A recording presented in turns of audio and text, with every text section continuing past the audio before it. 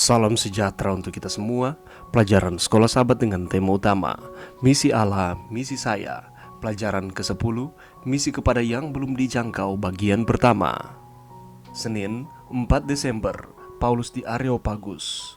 Karena mendapatkan perintah dari Allah, tidak peduli di mana dia berada, Paulus akan mengkhotbahkan Injil. Itulah yang benar-benar dia coba lakukan di Athena. Bacalah Kisah Para Rasul 17 ayat 18 sampai 21. Apa sajakah reaksi berbeda dari orang-orang kafir di pasar itu terhadap ucapan dan pertanyaan Paulus? Jelas, dengan Allahnya yang asing, Paulus membuat sebuah impresi pada orang-orang yang ada di pasar ini, dan mereka pun membawa dia ke Areopagus, sebuah tempat di kota itu di mana hal-hal yang bersifat hukum dan agama diputuskan. Walaupun sepertinya dalam situasi ini Paulus tidak sedang menghadapi pengadilan hukum apapun. Tampaknya mereka hanya ingin memberikan kesempatan bagi Paulus memperdengarkan ajaran barunya.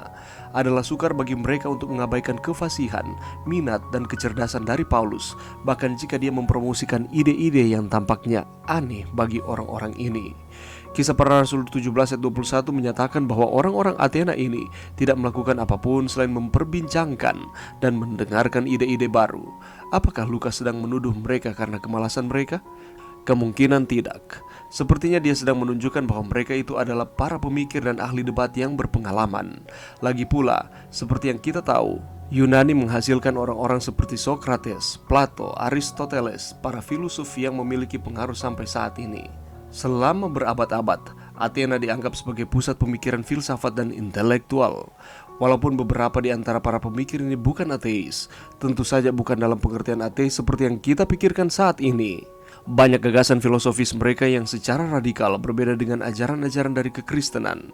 Sebagai contoh, adalah sangat sulit untuk menemukan sebuah pemikiran yang berhubungan dengan kebangkitan Mesias dalam filsafat Epikuros dan Stoa. Di Athena, Paulus berharap supaya Roh Kudus dapat menggunakan pengetahuan dan keterampilan berpidatonya yang dia dapatkan dalam pendidikannya di bawah Gamaliel. Tetapi kenyataannya, justru pendidikan yang Paulus dapatkan di jalan-jalan di Athena lah yang lebih banyak digunakan oleh Roh Kudus. Yang paling bijaksana dari pendengar-pendengarnya merasa heran sementara mereka mendengarkan jalan pikirannya. Ia menunjukkan dirinya sendiri paham akan kesenian mereka, literatur mereka, dan agama mereka. Alfa dan Omega Jilid 7 halaman 200. Sesudah pengalaman Paulus di Athena dengan orang-orang kafir dan para filsafat ini, dia menulis kepada jemaat Korintus bahwa sebab aku telah memutuskan untuk tidak mengetahui apa-apa di antara kamu selain Yesus Kristus, yaitu Dia yang disalibkan. 1 Korintus 2:2. Apakah pelajaran buat kita sehubungan dengan bagaimana Kristus harus menjadi pekabaran kita, tidak peduli kepada siapa kita menyampaikan khotbah kita? Pelajaran yang bisa kita dapatkan pada saat ini, saudaraku, kita tahu bersama bahwa Rasul Paulus adalah salah satu contoh tokoh yang menjaga dan memberitakan iman di dalam kehidupannya. Ia menjadikan imannya sebagai kekuatan. Ia bersandar kepada Allah. Hal ini membawa pada pola kehidupan yang sesuai dengan keyakinannya itu.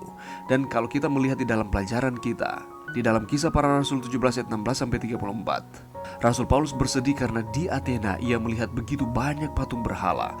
Orang-orang ini menyembah Allah yang terbuat dari benda mati, bukan Allah yang sesungguhnya. Oleh karena itu, ia berusaha untuk bertukar pikiran dengan mereka. Paulus memberitakan keyakinannya bahwa Yesus adalah Mesias.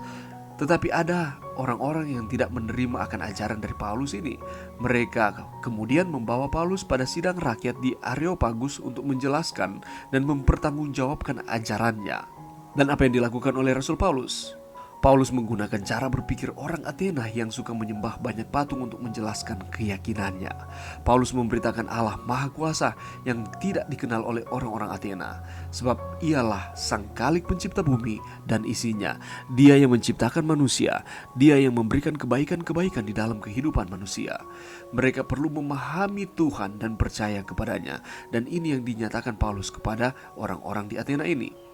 Allah ini tidak bisa dibatasi hanya oleh batu atau emas, bahkan benda-benda mati lainnya, karena Allah adalah Allah yang hidup.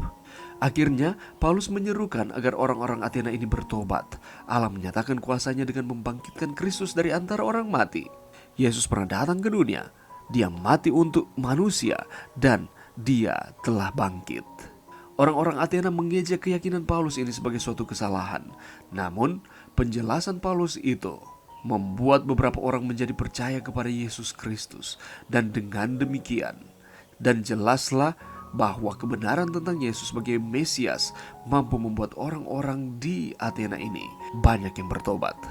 Roh Kudus menggunakan Rasul Paulus untuk memberitakan akan keyakinannya ini kepada orang-orang di Athena, dan pekerjaan misi Rasul Paulus berhasil. Oleh karena itu, ketika Rasul Paulus mendapatkan perintah dari Allah, tidak peduli di mana dia berada, dia mengkhotbahkan akan Injil. Dan inilah yang dia lakukan di Athena. Bagaimana dengan saudara dan saya? Ketika Tuhan mempercayakan dengan karunia-karunia yang diberikan kepada kita sesuai dengan kapasitas kita masing-masing, apakah kita gunakan karunia-karunia tersebut untuk memberitakan akan kabar baik, untuk menyatakan akan kebenaran kepada siapa saja yang kita temui? Atau justru kita hanya menyimpannya dan tidak menggunakan akan setiap karunia yang Tuhan berikan kepada kita? Ketika Rasul Paulus memutuskan untuk bertobat, maka kehidupannya berubah. Seperti orang berbalik dari arah yang salah menuju kepada arah yang seharusnya dijalani. Melalui Allah sajalah manusia bertobat dan dapat mengikuti akan kehendak Tuhan. Dan semuanya itu bukan karena terpaksa, tetapi karena kerelaan untuk mengikuti Tuhan kita. Sebagaimana dengan Rasul Paulus, sebagaimana dengan orang-orang di Athena, demikian pula dengan saudara dan saya. Ketika kita menyatakan bahwa kita telah berubah di dalam setiap kehidupan kita, maka apa yang harus kita lakukan? Mari kita mengikuti Tuhan di dalam kehidupan kita, menyatakan akan kabar baik, kabar keselamatan kepada setiap orang. Mari berdoa. Terima kasih Tuhan atas firman-Mu pada saat ini. Bantu kami Tuhan untuk kami dengan setiap karunia yang Tuhan percayakan kepada kami dapat menyampaikan akan kabar baik, keselamatan kepada setiap orang. Ini doa kami Tuhan di dalam nama Yesus. Amin.